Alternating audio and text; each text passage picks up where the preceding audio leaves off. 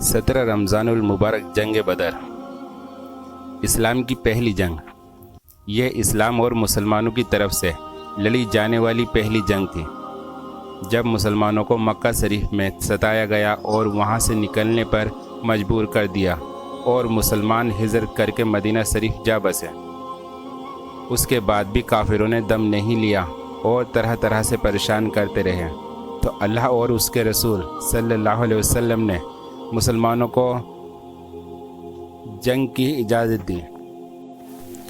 یہی وہ جنگ ہے جس میں نبی صلی اللہ علیہ وسلم نے پہلے ہی فرما دیا تھا کہ کون کافر کی جگہ مرے گا۔ کافروں کی تیاری۔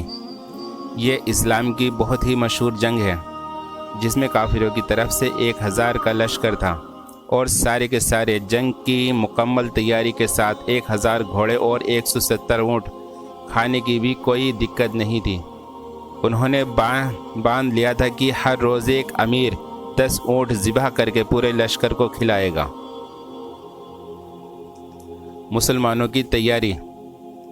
آپ کو جان کر بہت ہی تعجب ہوگا کہ مسلمانوں کی طرف سے اس جنگ میں صرف 313 مجاہد تھے، جن کے پاس صرف 2 گھوڑے اور 70 اونٹ تھے۔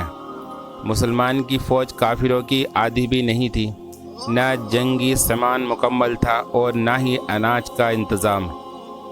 اللہ کی مدد۔ پھر بھی اللہ کی مدد سے مسلمانوں کو فتح نصیب ہوئی۔ اس کا ذکر قرآن شریف میں بھی ہے۔ اللہ نے فرشتوں کو اس جنگ میں مسلمانوں کی طرف سے لڑنے کے لیے بھیجا۔ جنگ کا انجام۔ مسلمانوں کی طرف سے 14 صحابہ شہید ہوئے اور کافروں کی طرف سے 70 مارے گئے اور 70 کو قید کر لیا گیا۔ قیدیوں کا انجام۔ جب یہ لشکر فتح حاصل کر کے مدینہ شریف پہنچا تو ان کا اچھے انداز میں استقبال کیا گیا۔ کافروں کی طرف سے جو 70 قید ہو کر آئے، ان کو اللہ کے رسول صلی اللہ علیہ وسلم نے صحابہ میں بانٹ دیا اور فرمایا ان کا خیال رکھا جائے۔ نبی صلی اللہ علیہ وسلم کا فرمان تھا کہ صحابہ خود تو کھجور کھا کر رہ جاتے، لیکن ان کے لیے گوشت فراہم کیا کرتے تھے۔ بعد میں فیصلہ کرنا تھا کہ ان کے ساتھ کیا کیا جائے۔ کسی نے کہا ان کو قتل کر دیا جائے، کسی نے کچھ مشورہ دیا، لیکن حضرت ابوبکر رضی اللہ عنہ نے مشورہ دیا کہ مسلمانوں کی مالی حالت بہت کمزور ہے، اس لیے قیدیوں سے فدیہ لے کر انہیں چھوڑ دیا جائے، اور اس وقت 4000 درہم ایک مجرم کی قیمت لگائی گئی۔ 17 رمضان المبارک حضرت عائشہ رضی اللہ عنہا کے وصال کی تاریخ بھی ہے۔ حضرت عائشہ رضی اللہ عنہا نبی صلی اللہ علیہ وسلم کے پیارے صحابی اور اسلام کے پہلے خلیفہ حضرت ابوبکر رضی اللہ عنہ کی بیٹی ہے۔ آپ کی پیدائش مکہ شریف میں ہوئی اور نکاح نبی صلی اللہ علیہ وسلم سے۔ آپ نبی صلی اللہ علیہ وسلم کی بیویوں میں ایک لوتی ایسی ہے کہ ان سے نبی نے نکاح کیا اور یہ کنواری تھی۔ آپ سے نبی صلی اللہ علیہ وسلم بہت محبت فرماتے تھے۔ جب پیارے نبی صلی اللہ علیہ وسلم نے دنیا سے پردہ فرمایا تو آپ صلی اللہ علیہ وسلم حضرت عائشہ رضی اللہ عنہ کی ہی کے حجرے کمرے میں تھے۔ آپ نبی صلی اللہ علیہ وسلم کے پردہ فرمانے کے بعد تقریباً 47 سال تک باحیات رہی۔ آپ ذہن کی بہت تیز تھی۔ آپ نے 2210 حدیثیں نبی صلی اللہ علیہ وسلم کی امت تک پہنچائی۔ آج ہی کے دن 17 رمضان المبارک ہجرت کے 58 سال بعد آپ کا وصال ہوا۔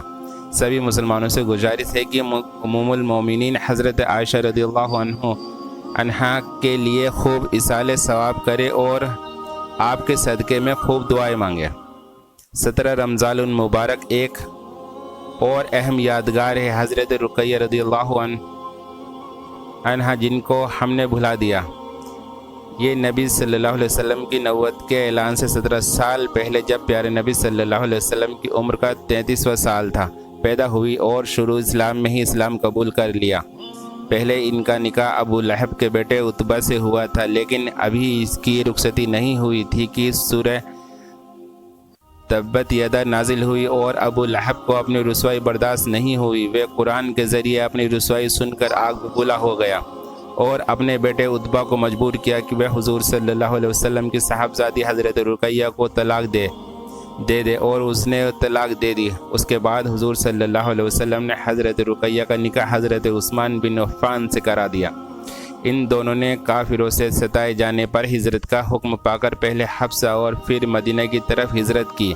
جنگ بدر کے وقت پیاری شہزادی بیوی رقیہ کی طبیعت خراب ہونے کی وجہ سے پیارے نبی صلی اللہ علیہ وسلم نے حضرت عثمان کو جنگ بدر میں شریک ہونے سے روک دیا اور آپ کو بیوی رقیہ کی تیمارداری کا کام سونپا۔ جس دن مسلمانوں کو جنگ بدر میں فتح نصیب ہوئی اسی دن یعنی 17 رمضان المبارک کو ہی بیوی رقیہ نے 20 سال کی عمر پا کر وفات پائی۔ سیرت مصطفیٰ دوسروں کے بھی شیئر کریں، اور آپ ہمارے چینل پہ نئے ہیں تو ہمارے چینل کو سبسکرائب کریں، لائک، کمنٹس اور شیئر کرتے جائیں۔ السلام علیکم ورحمۃ اللہ وبرکاتہ۔